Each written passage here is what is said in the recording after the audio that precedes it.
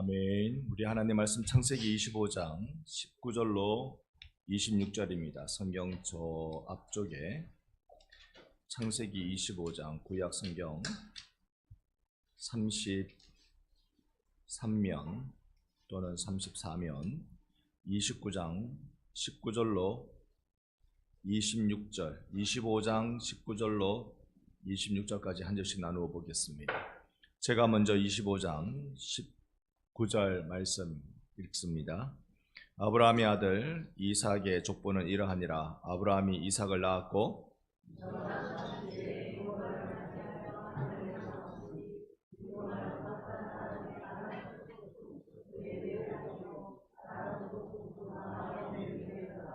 이삭이 그의 아내가 임신하지 못하므로 그를 위하여 여호와께 간구하며 여호와께서 그의 간구를 들으셨으므로 그의 아내 리브가가 임신하였더니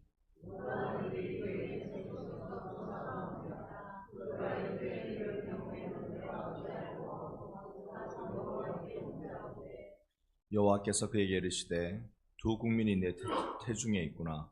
두 민족이 내 복중에서부터 나누이리라. 이 족속이 저 족속보다 강하겠고 큰 자가 어린 자를 섬기리라 하셨더라.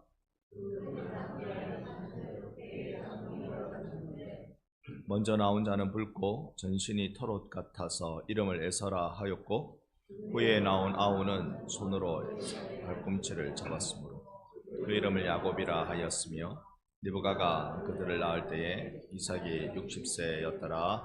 아멘. 할렐루야. 오늘도 주님 앞에 나온 여러분 환영하고 축복합니다.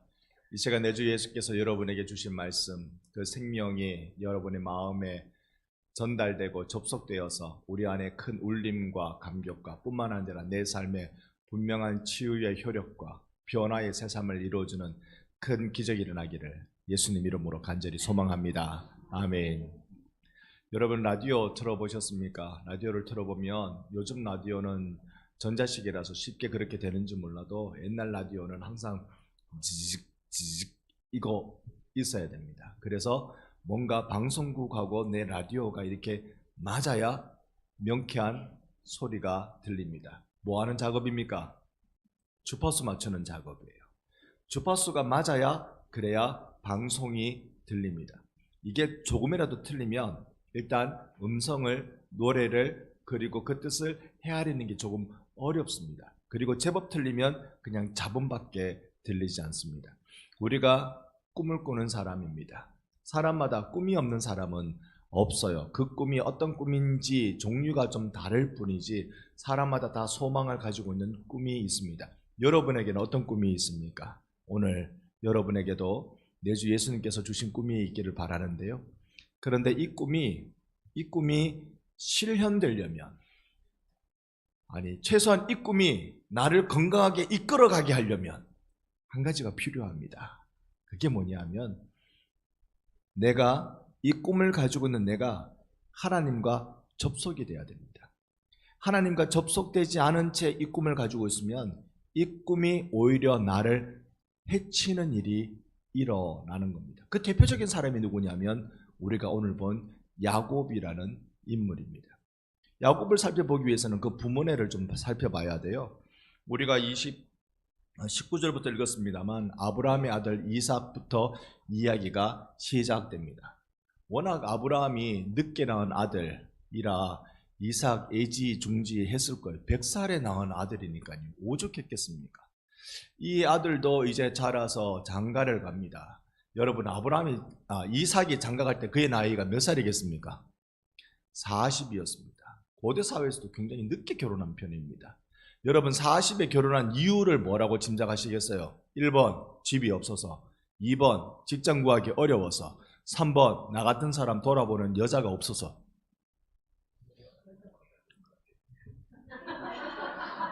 위험한 상황이다. 네가 얘기하면 안 되지. 상당히 위험한데. 자, 위험한 상황이래요. 어쨌든 그 상황이. 여러분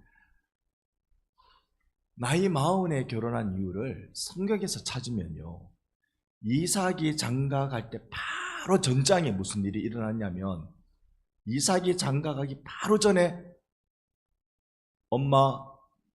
이삭의 엄마가 사라가 죽습니다. 그러니까 아브라함이 사라가 보기에는 노망난 늙은이처럼 아들 이삭을 바치겠다고 모리아산에 가가지고 칼을 들이밀고 말이죠. 이러고 있는 거 저 영감쟁이 저거 미쳤다 저거. 저 영감쟁이한테 아들 못 맡긴다. 그래가지고 치마폭에 막 가마 쌌던 것 같아요. 그러니까 사라가 죽자마자 바로 다음 해에 이삭이 장가를 갑니다. 자, 이삭이 장가 갔는데 이 집에도 애가 안 생기네요. 우리가 오늘 성경을 읽었습니다만 21절에 보면 이삭이 그 아내가 임신하지 못함으로 그를 위하여 여호와께 간구했다. 간절히 기도했습니다. 그래가지고 애를 하나 얻었는데 소위 이 부부가 불임 기간이 얼마인 줄 아세요? 20년의 세월입니다. 20년의 세월 동안 불임이면 보통 포기합니다. 그죠? 그냥 한 해, 두 해, 1년, 2년, 3년, 4년 그것도 아니고 20년 동안 불임이면 포기하는데 이삭은 계속 기도합니다. 이삭의 성격이요. 자, 내성적이고 말수 적고 혼자 있는 거 좋아하고 조용하고. 여러분 닮았죠? 여러분 닮았죠? 대답이 없으신 건 그마저 대답할 마음, 대답할 그 어떤 표현 정도도 아낄 정도로 내성적이신 여러분들이십니다. 그러면 자, 이삭이 이렇게 조용하고 차분하고 이런 성격의 소유자입니다. 그런데 그런 성격의 소유자가 20년 동안 불임이다가 하나님이 아들을 주시는데, 자녀를 주시는데, 여러분 되게 애 놓기가 어려운 집안에 애를 주시려면 기왕 주실 거 쌍돌이 상순이 주시는 게 낫죠. 그죠? 이 집에 쌍돌이가 태어나네요. 보니까 뱃속에서, 엄마 뱃속에서 야단이라 일단 둘이가 놀 수 있는 운동장이 좀 좁지요. 엄마 배 안에는 둘이가 뛰어다니는 운동장이 좁습니다. 야단입니다. 이 뱃속에서요 서로 싸우는 것처럼 느껴졌다 그래요. 22절 가보면 그 아들들이 그의 태, 이건 아내 리브가지요. 리브가의 태에서 서로 어쩐대요? 싸운대요. 쌍둥이가 임신한 배는 이렇게 제가 진단해 본 적이 없어갖고 도대체 어떤 일이 일어나는지 모르겠습니다만 하여튼 대단했을 거예요. 그때 리브가가 이럴 경우 내가 어찌할꼬 여호와께 묻습니다.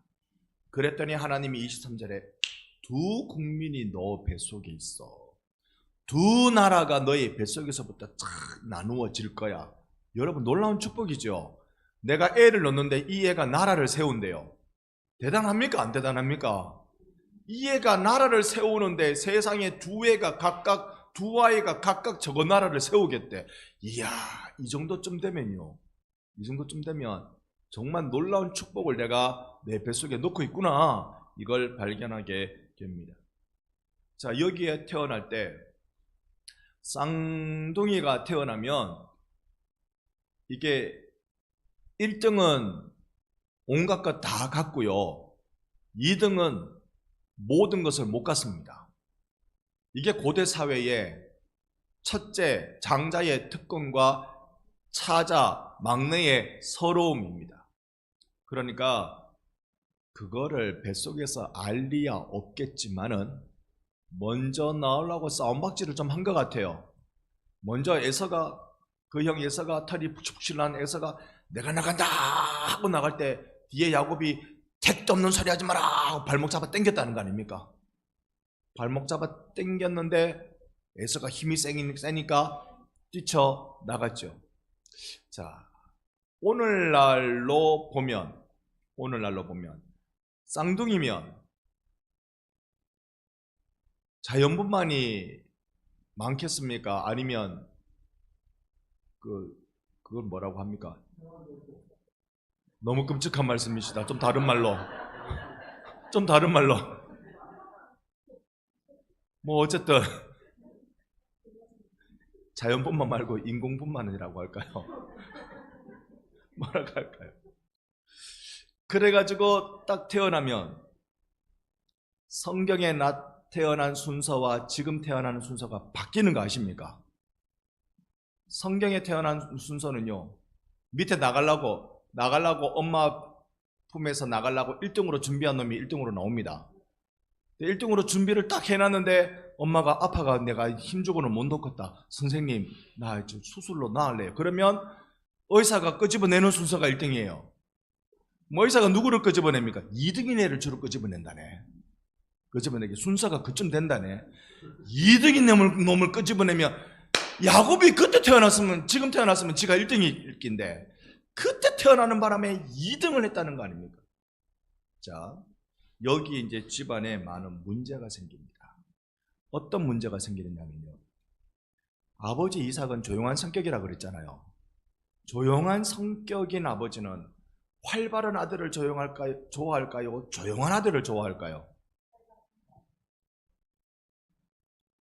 다 지 성격 탓입니다. 근데 이 아버지 이삭은요, 활발한 아들을 좋아했어요. 그러니까 나는 나가서 사냥하고 뭐하고 이런 거는 잘 안 되는데 이 두 아들 중에 첫째 이놈은 세상에 뭐 아침에 자고 일나면 활 하나 들어매고 뭐 하나 차고 나가가지고 하루 종일 저 들판에서 뭐 하고 있는지 모르겠는데 하고 돌아올 때 보면 한 마리 득 얹어가 이야 니 대단하다 니 최고다 니 내가 낳은 첫째답다. 첫째답다 하는 걸로 끝나면 되는데 그 다음에 싹 고개를 돌리면서 집에 처박혀서 요리나 하고 처박혀서 어쩌고 저쩌고 우리로 치면 인형놀이나 하고 그러고 있는 동생을 보면서 저거 언제 철들겠노 저거 언제 밥값하고 살겠노 이런 잔소리를 제법 했다고 저는 봅니다. 왜냐? 자라난 결과를 두 형제가 자라난 결과를 보면 그걸 알 수가 있습니다. 자, 세월이 지났어요. 아버지가 내가 보니까 죽을 것 같아. 이삭이 내가 오래 못 살 것 같다. 여러분 지금 그 생각 드시는 분 내가 오래 못 살 것 같다. 우리 신장로님 반만 들고 말았습니다. 오래 사십시오 장로님. 오래 못 살 것 같다. 아무도 손을 안 드네. 오래 안 살고 싶다. 한 100년은 더 살고 싶다. 한 분 손 들었습니다. 온 자연이 자기 거라고 생각하시는 어떤 집사님이 한 100년은 더 살겠다고 손을 드셨습니다. 여러분, 이삭이 내가 죽을 것 같다고 감지했어요. 그런데 이삭의 특징을 보면 내가 죽을 것 같으니까 자녀에게 유언하고 싶은데 유언을 할 때 첫째한테 왕창 다 물려주려고 물어주려고 유산으로 남겨주려고 유언을 하려고 하는데 요구한 게 안에 있어요. 너 나가서 사냥해가지고 고기 한 마리 잡아와라. 그거 가지고 내가 좋아하는 요리를 해갖고 와라. 이게 유산을 받는 아들이 해올 효도라는 거예요. 그러니까 이 이삭은 시간이 지나면 지날수록 뭘 좋아하는지 아시겠죠? 혼자서 맛있는 거 먹고 그렇게 하는 거. 그러면 우리가 그 모리아 땅 한 산으로 가서 자기 스스로 아버지 100살 넘은 아버지가 자기를 묶는데 얼마나 꽁꽁 묶었겠어요. 그냥 허술허술하게 묶었을 건데 그래도 가만히 순종의 아들로 가만히 목베임을 당할 준비하고 있는 이 아들로 딱 있는 그때 그 모습은 우리가 그 유명한 화가들이 그림들을 보면요 전부 다 호리호리하고 정말 아이고 저 바람 불만 날아갈 것 같고 이런 예쁘장하게 그렇게 그려놨습니다. 그런 이삭이 나이 들어서 나 이제 갈 것 같다라고 생각이 딱 들었을 때는 이래 되지 않았겠어요? 저는 그리 생각이 상상이 됩니다. 이래 됐습니다. 아들들의 반응이 어떻습니까? 이삭은 그때 사실 안 죽어요. 내가 여기서 죽겠지라고 생각이 들었는데 언제까지 안 죽는지 아세요? 20년 이상 더 삽니다. 20년 이상이나 더 삽니다. 이미 이삭은 영적인 눈을 잃어버렸어요. 자기 육적인 눈은 밝아 있을 줄 몰라도 어느 고기가 맛있고 양념을 어떻게 해야 맛있고 어디 가야 맛있는 맛집이 있고 이건 알 줄 모르지만 영적인 눈을 잃어버려서 자녀들 싸우든지 말든지 내가 마음에 정한 장자 그놈이 복 받으면 됐지 이러고 있어요. 이삭은 끝이 좋다고 볼 수 없습니다. 그런 이삭 바라보면서 내가 장자해야지 누가 이 용을 쓸까요? 둘째가 용을 쓰죠. 첫째는 가만히 있어도 그냥 장자니까 둘째가 용을 씁니다. 둘째 이름이 뭐라고요? 야곱. 둘째가 용을 씁니다. 온갖 용을 쓰는데 어떻게 하면 내가 이걸 장자를 한번 될까? 내가 형 저거 형이라고 부르기도 아깝다. 저거 내가 3분만 일찍 나와서도 저거 제끼고 내가 1등인데.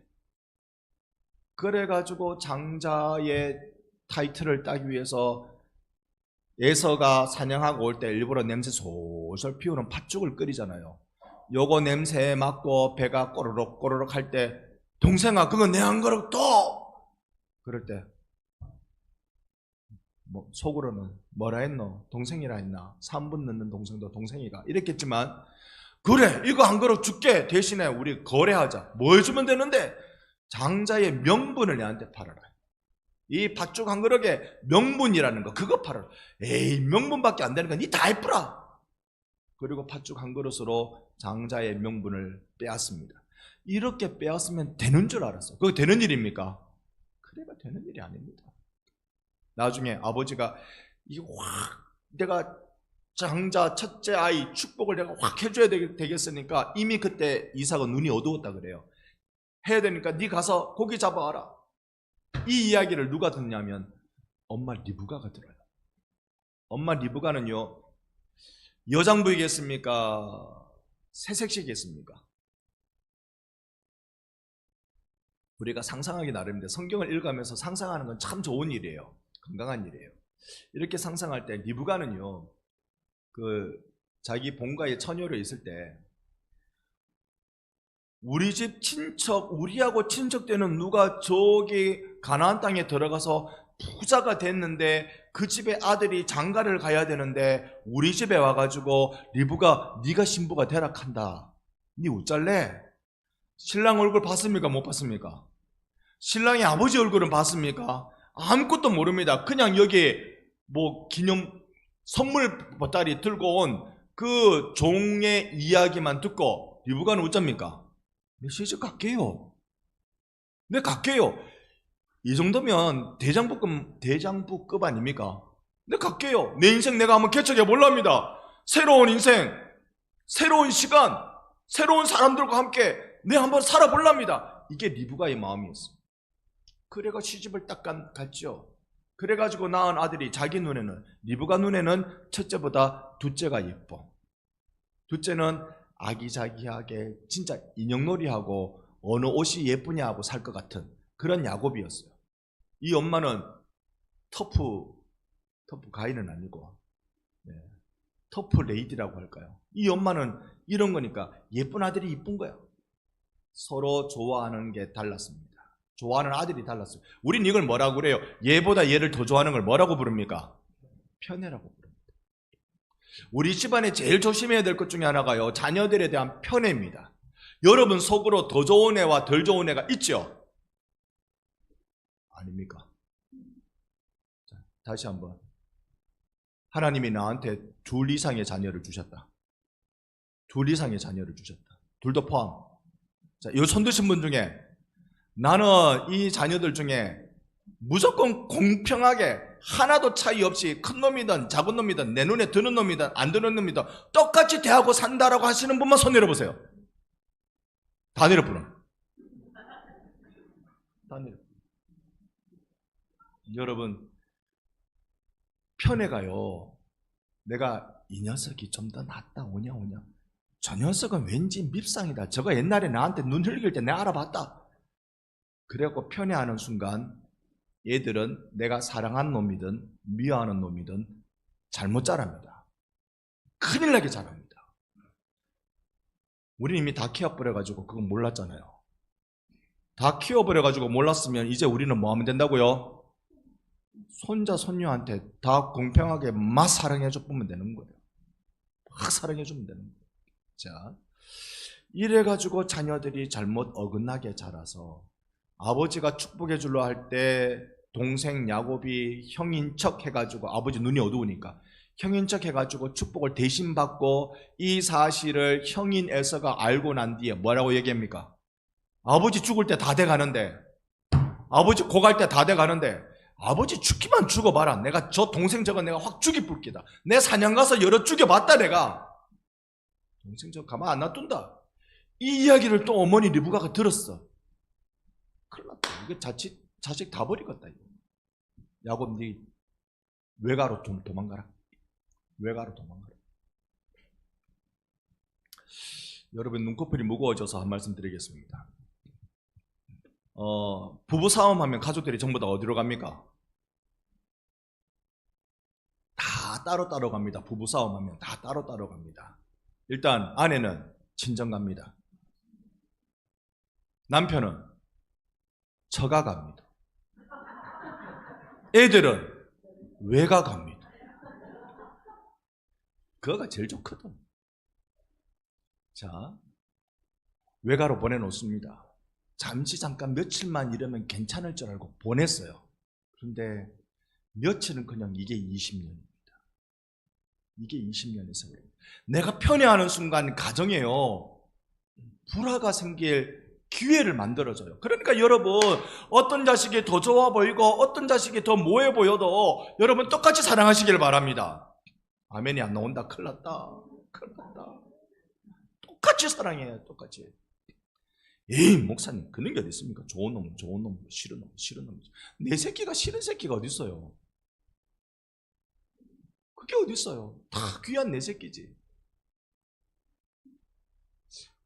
이 시간 내 새끼는 없나? 저기 하나 있네. 다 귀한 거지. 내가 자칫 판단을 잘못하는 순간요, 내 삶의 기반이 흔들리고 내 자녀들의 인생이 흔들립니다. 지금이라도 우리 고쳐야 돼요.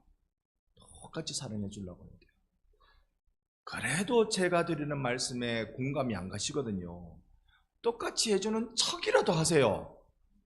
막판에 여러분 돌아가시기 전에 유언을 어떻게 하든지 간에, 막판에 어떻게 하든지 간에 똑같이 하는 척이라도 하세요. 여러분 남겨줄 유언도 얼마 없으면서 그 쨈에 남겨주면서 유산도 얼마 없는 거 가지고 쨈에 남겨주면서 자식끼리 멱살 붙들게 만들지 마시고 정말로 우리 긴장해야 됩니다. 자식 키우는 거 긴장해야 됩니다. 옛날 어른들요, 아들 태어나면 아이고 귀하다, 딸 태어나면 쳐다도 안 봤습니다. 그런 집 여러분 보셨죠? 아들 태어나면 아들 태어났다고. 여러분 제가 태어날 때는 저도 아들로 태어났거든요. 이렇게 예쁘장하게 보여도 아들로 태어나니까 제 외할아버지가 하시는 말씀이, 밖에서 어머니 아야아야 하고 있는데 이제 아야 소리가 끝나니까 애 울음소리가 들리니까 외할아버지가 오셔서 하시는 말씀이 뭐가? 안에서 외할머니 고추다 가만히 놔둬래. 뭐냐면 탯줄을 가위로 끊으면 안 된다고. 아들은 탯줄을 가위로 끊으면 안 된다. 낫을 들고 와가지고 탯줄을 끊었다 안 합니까? 그래서 요즘 배가 많이 아파. 낫을 들고 와가 탯줄을 끊었다. 아들 그러면 난리 납니다. 요즘은 여러분 그 조사한 결과에 보면, 여론조사의 한 결과를 보면, 당신이 하나밖에 애를 못 넣으면 아들 넣을래요, 딸 넣을래요? 그러면 누가 많을까요? 그렇다니까요. 우리 어르신들은 잘 이해가 안 가시죠? 근데 키워보니까 아들은 시큰둥하고 딸은 도와주려고 노력해요. 그래서 딸 넣으면 뭐 탄다? 비행기 탄다. 그런 말이 있었습니다.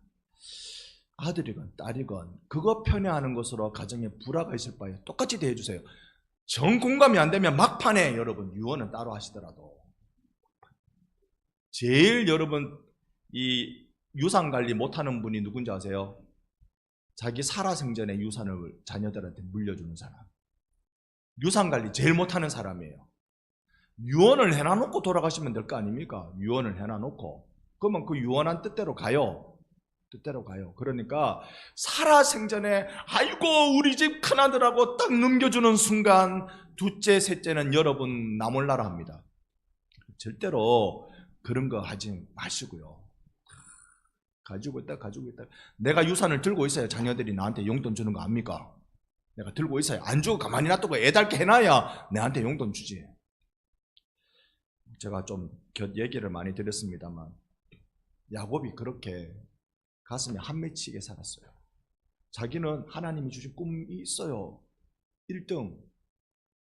근데 잘하는 것, 최고가 되는 것, 그 꿈이 있어요. 근데 그게 하나님과 접속되지 못하니까 자기 욕망을 채우는 대로 흘러버리고 만 것입니다. 반면 야곱도 장가를 가가지고 애를 낳아요. 쌍돌이 쌍순이는 못 낳았는데 애를 줄기차게 낳다 보니까 13명이나 낳았어. 아이고야.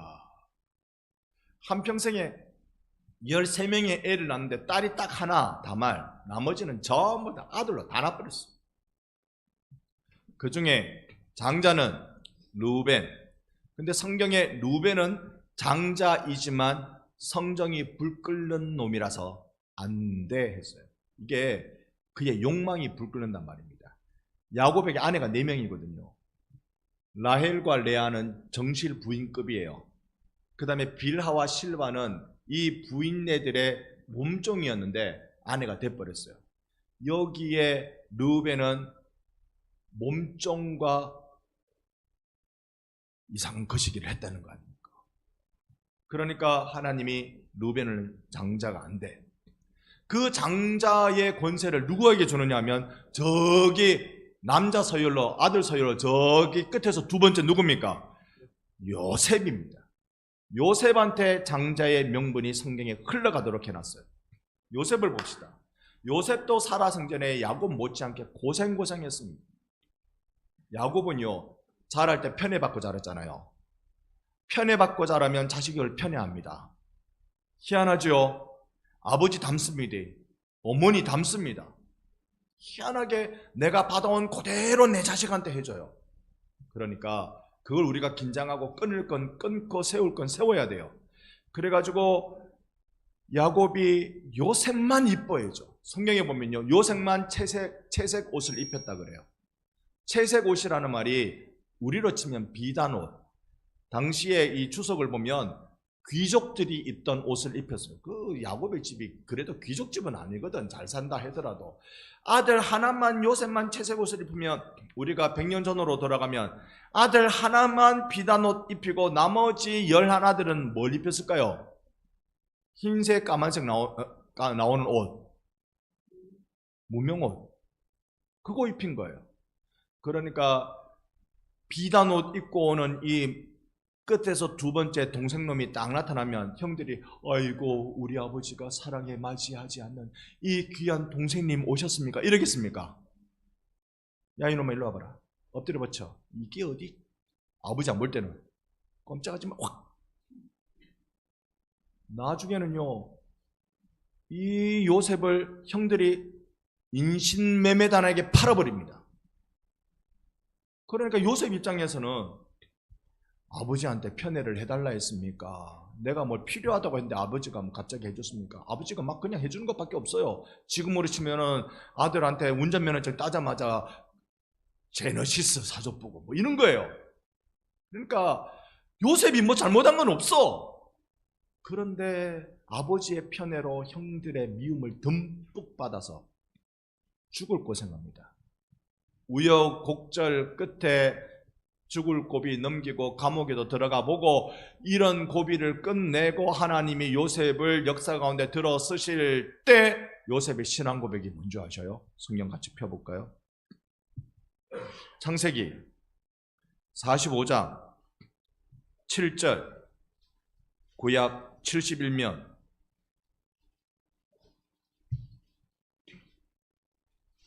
45장 7절 화면으로도 보시면서 찾으신 성경을 보시면서 같이 한번 읽습니다.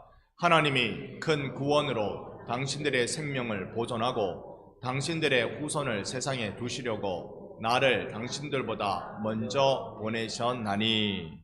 형들이 나를 인신매매범에 팔아버렸는데 그걸 가지고 요셉이 해석을 어떻게 하느냐면 당신들이 내가 편애받는 것 그게 부러워서 또는 그걸 질투해서 나를 팔아버렸지요 이 나쁜 형들아, 이게 아니에요. 요셉은 그렇게 해석하지 않았어요. 요셉은 오히려 하나님의 큰 구원을 나타내시려고 하나님이 당신들로 하여금 나를 팔아 여기 오게 하셨다고 해석을 이렇게 했어요. 어떤 게 속편한 인생이겠습니까? 우리 인생에 나를 힘들게 한 사람이 다 한두 명씩 있습니다. 맞습니까? 여러분을 힘들게 한 사람이 있습니까? 없습니까? 오늘 오후 예배는 너무 경직되어 있다. 너무 경직되어 있다. 여러분, 내 인생에 저 사람만 아니었으면 내가 이러고 있지 않을 거다. 그런 생각 듭니까? 저 사람만 없었으면, 저런 일만 없었으면, 우리 집에 부도 나는 일만 없었으면, 이런 일만 없었으면 내가 이러고 살지 않았을 건데 라고 생각하는 한 사건의 지점이나 아니면 그 사람이 내 가운데 있을 수 있습니다. 그래서 우리가 여기까지 왔을 수 있어요. 제 어머니는요, 시집 가기 전에 미용사가 되고 싶었어요. 미용사가 되고 싶어가지고 그 시골에 의성에서 자라셨거든요. 경북 의성 그 시골에서 미용사가 되고 싶은데 갑자기 어머니의 아버지 외할아버지가 오셔가지고 니 이제 내일 모레 시집 가라. 시꺼발 노릇이다. 갑자기 와가지고 내일 모레 시집 가라. 예? 그 어디 저기 그 현동면 도평리라는 곳에 그 있는 그 청각한테 시집 가라. 얼굴도 못 보고 얼굴 결혼하기 3일 전에 봤답니다. 그래가 미용사의 미련을 못 버려가지고 그래가지고 저희 집이 미용사 자격증 있는 소위 이모라는 분을 모시고 서울 미용실을 했습니다. 제가 서울 미용실 아들. 여러분, 내가 그런 일만 없었으면, 아유, 내가 저 사람만 안 만났으면, 내가 그때 선택만 잘했으면, 이러고 사는 게 속편한 겁니까? 아니면 그런 일들로 여기까지 오게 하신 하나님이 계획을 이루고 계신다라고 하나님의 섭리를 믿는 게 속편합니까?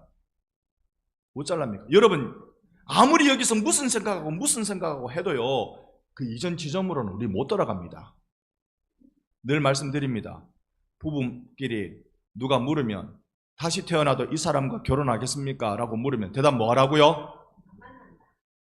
저래 말하면 안 된다고. 저래 말씀하시면 그 큰일 난다고요. 오늘 이몽환 집사님이 이거 듣고 있는지 모르겠다. 큰일 납니다. 어떻게 말하라고요? 하모요. 내가 또 만나도 내 남편이랑 내 아내랑 결혼하지요. 왜요? 또 만날 일이 없어요. 다시 태어날 일이 없어요. 우리 죽으면 천국 아니면 지옥이라 다시 태어날 일이 없으니까 끝까지 그래도 조금이라도 더 부려먹으려면 좋은 말 하시면서 부려먹는 거예요. 그래 하시는 거예요. 우리가 그 이전 시점으로 못 돌아갑니다. 돌아갈 수가 없어요. 그러니까 그 지점에서 속이 쓰리고 한이 생기고 눈물이 쏟아질 것 같은 그 현장을 해석하는 방법은 원한 쌓여서 해석하지 않고 이걸 통해서 하나님 하실 일이 있어서 나를 여기에 부르셨지. 할렐루야. 그렇게 인생을 보는 눈이 필요해요. 이게 꿈이 하나님과 접속된 사람의 모습입니다. 하나님과 접속돼야 돼요? 아니면 계속 잡음만 들리는 인생 살고 맙니다. 우리가 그렇게 인생 끝내면 억울하잖아요. 이때까지 살아온 것도 억울한데 아이 무시라. 살아온 것도 억울한데 앞으로 살아가야 할 삶은 하나님과 동행하는 삶이 얼마나 멋진지 경험하는 것, 하나님의 섭리가 얼마나 완벽한지 경험해 사는 것. 부디 오늘 여러분 댁에 가셔서 여보 내가 다시 태어나도 당신하고 결혼할래요 라고 거짓말이라도 하시라고.